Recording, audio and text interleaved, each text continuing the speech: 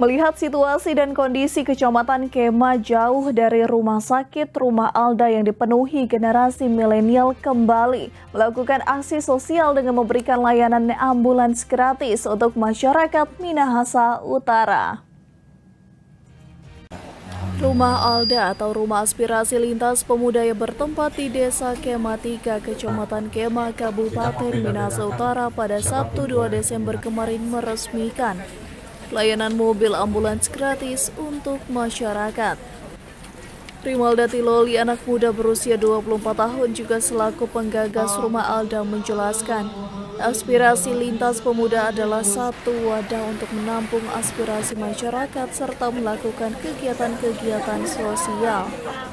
Ambulans ini tuh adalah mobil unit siaga sebagai bentuk dari fasilitas Rumah Alda untuk mobil layanan masyarakat.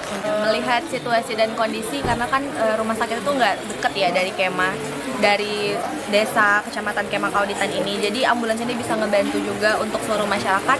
Jika misalnya di waktu-waktu yang urgent mereka membutuhkan kendaraan, ambulans ini tuh siap siaga untuk mengantarkan mereka ke rumah sakit terdekat ataupun rumah sakit yang ada di Manado.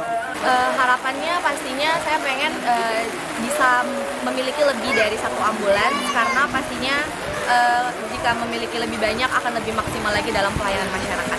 Terlihat satu unit ambulans yang digagas Rumah Alda untuk masyarakat sudah sesuai dengan standar, di mana di dalamnya sudah terdapat satu tempat tidur pasien, oksigen, serta alat kesehatan lainnya dalam situasi yang urgent. Rimalda juga menjelaskan bagi masyarakat yang membutuhkan kendaraan ambulans tersebut bisa mendatangi Sekretariat Rumah Alda atau melalui Facebook serta menghubungi langsung via telepon. Dari Minahasa Utara, Brian Umbo melaporkan untuk Kawan WA TV.